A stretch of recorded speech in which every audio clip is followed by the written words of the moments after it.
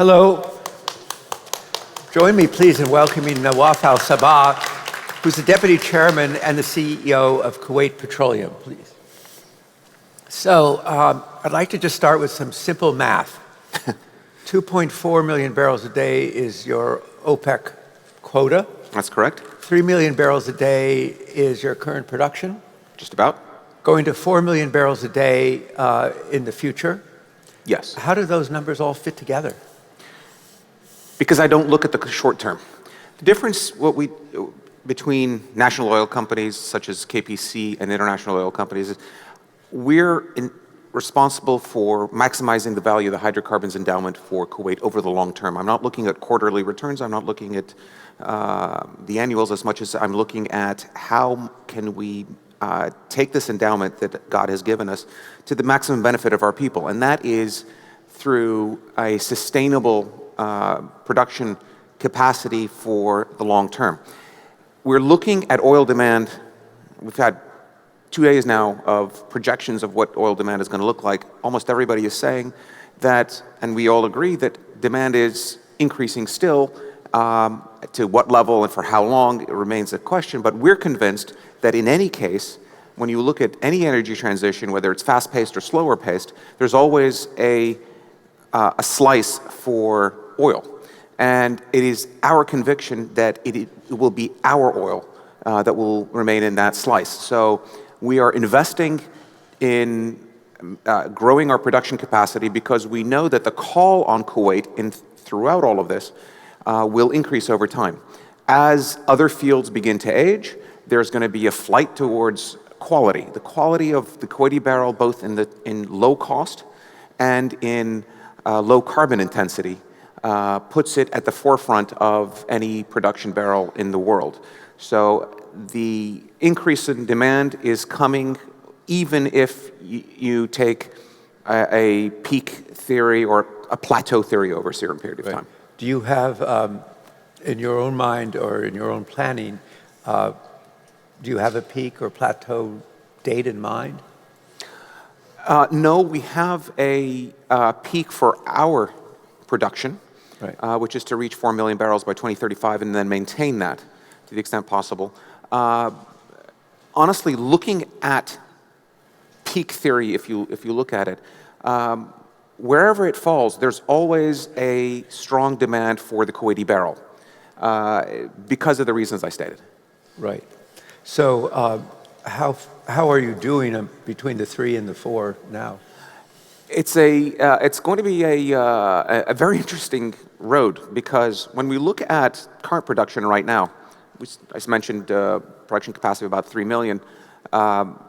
About 1.5 million comes out of the supergiant Burgan field, second largest field in the world. And at the time it was discovered in 1938, it was the largest in the world. That is our core.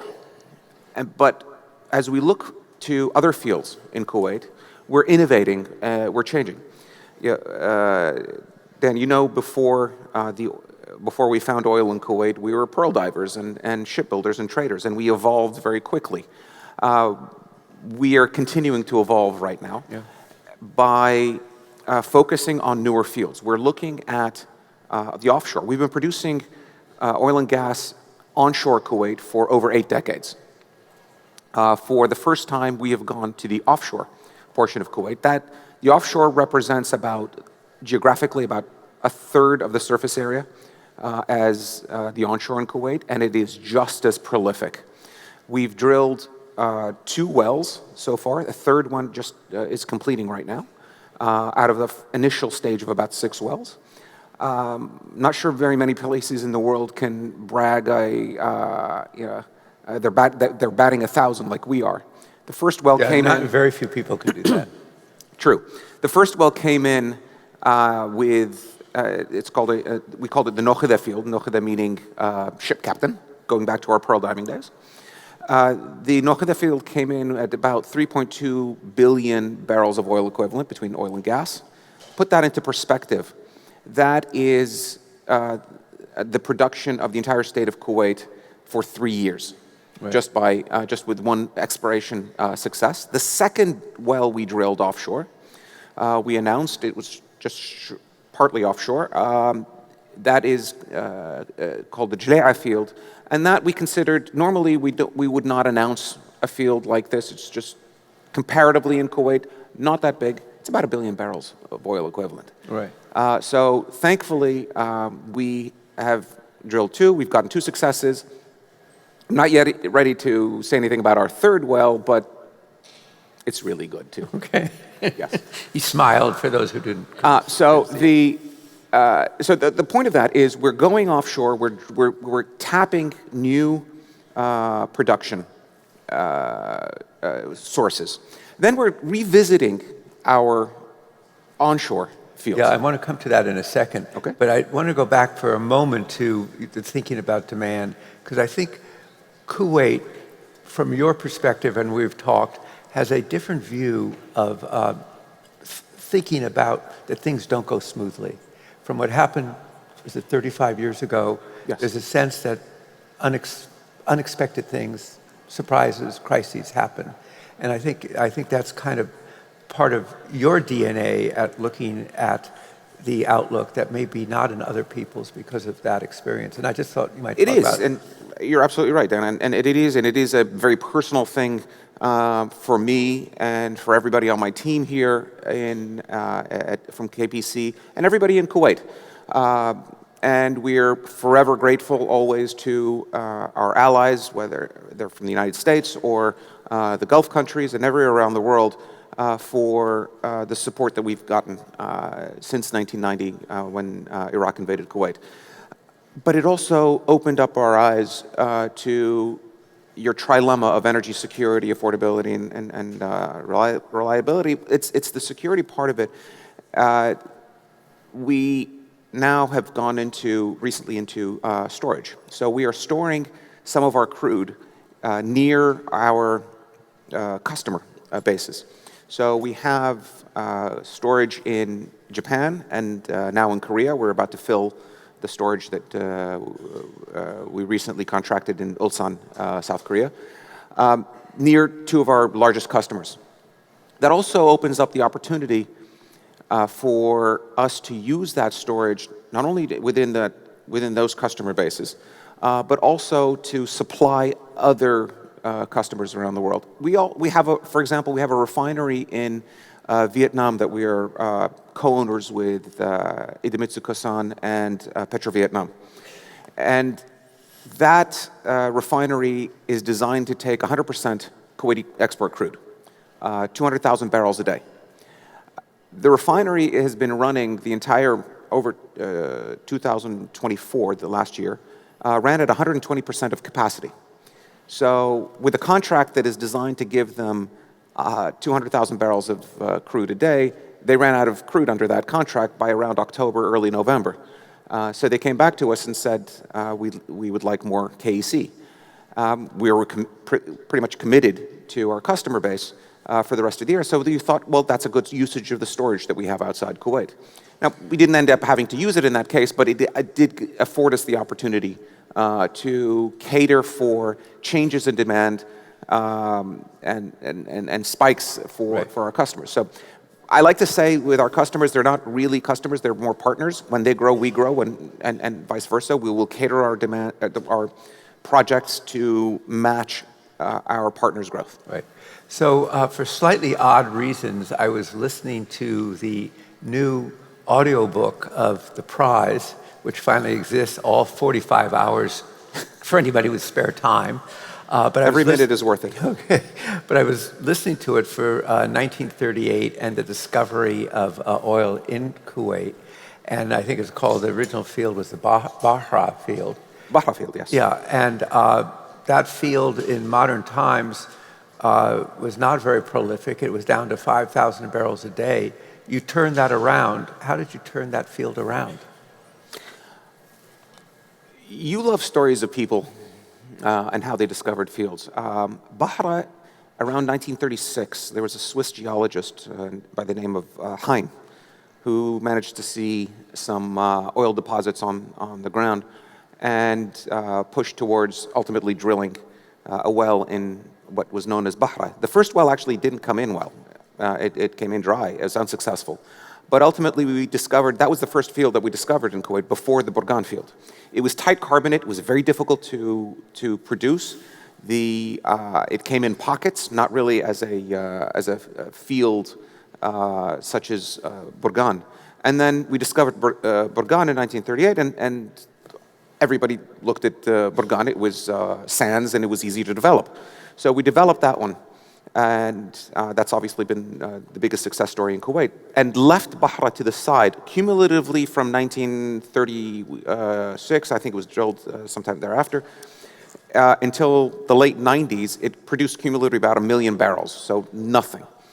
In 2015, we decided that we needed to follow Heraclitus's adage, where no man steps into the river twice. Either the river's changed or the man has changed.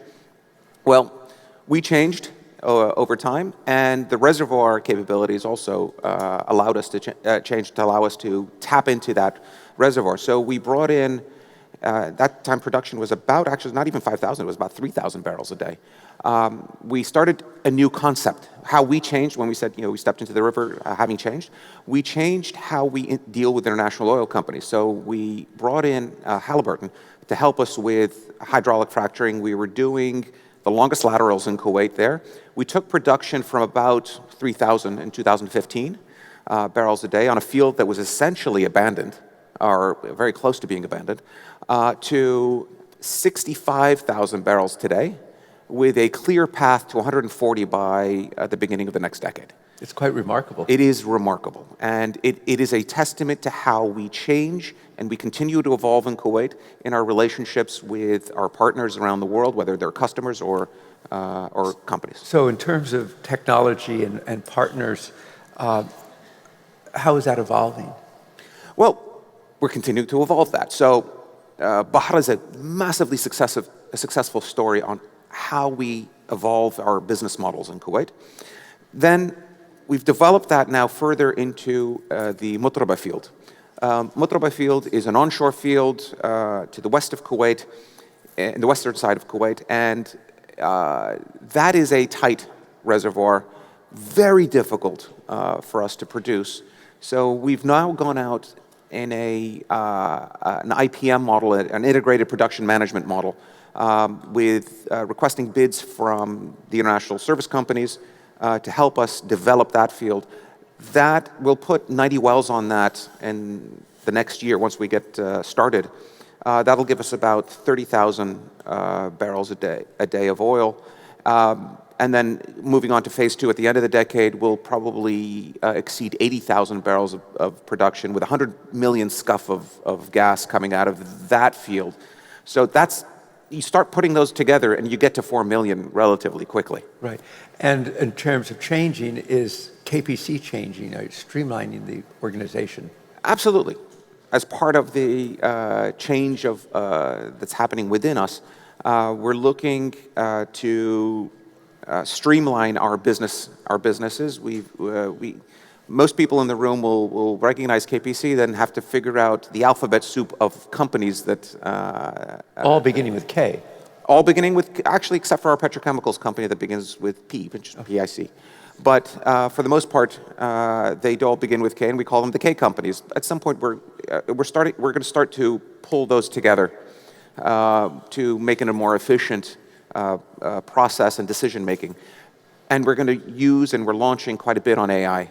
And building in digitalization into how we do things. We've seen what the results are in terms of Mutraba. We're going to see that, and we've seen it in Bahrain, we've seen it in other places. So we're developing that in the rest of our processes. Well, you mentioned AI. That leads to the inevitable data center story that has dominated much of this conversation. As I said, this is where tech meets the energy industry.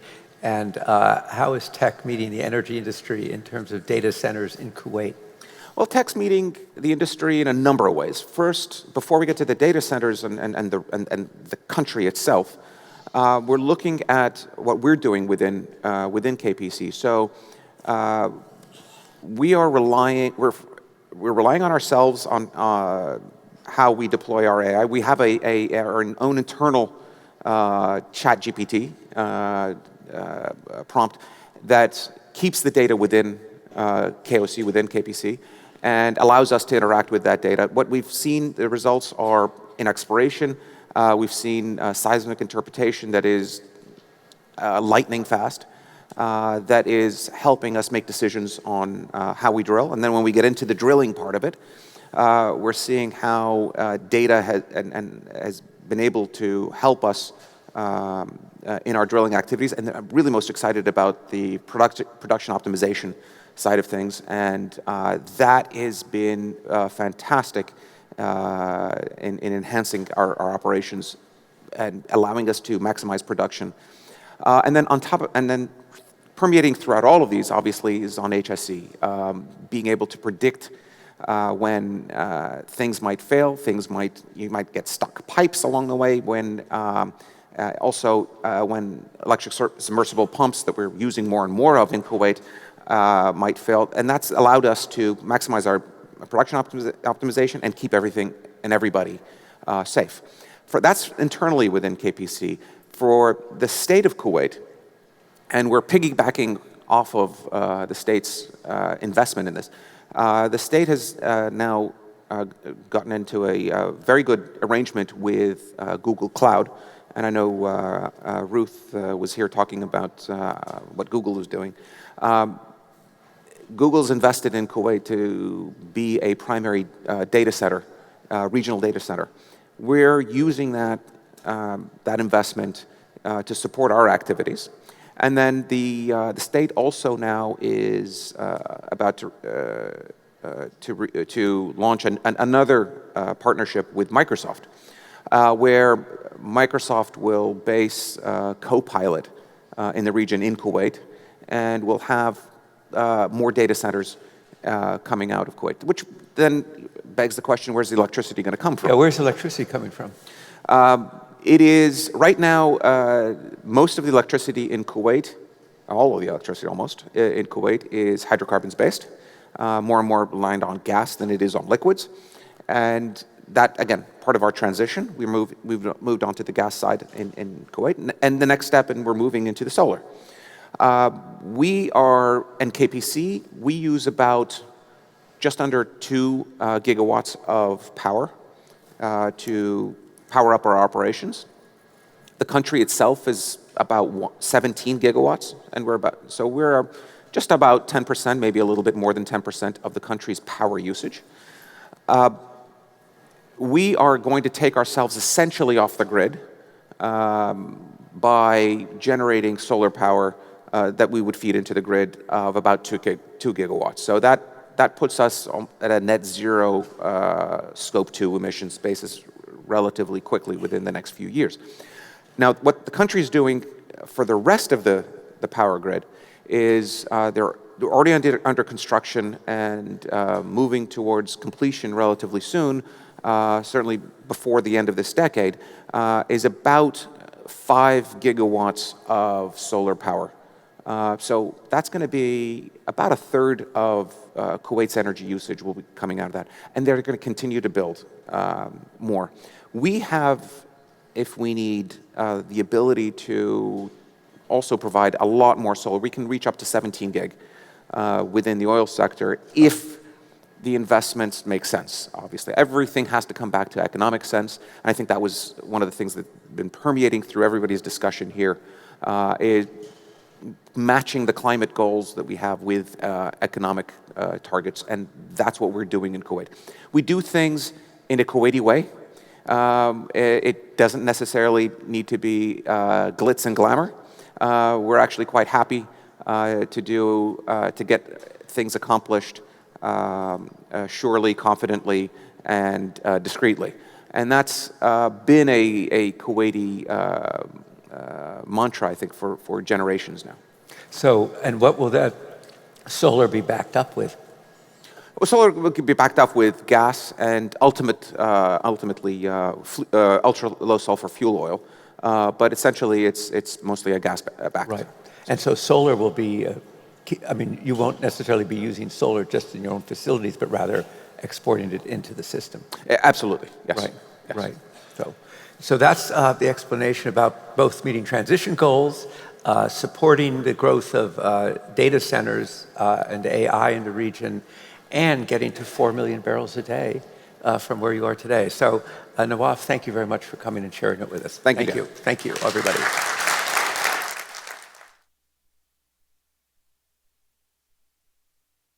May we have your attention, please?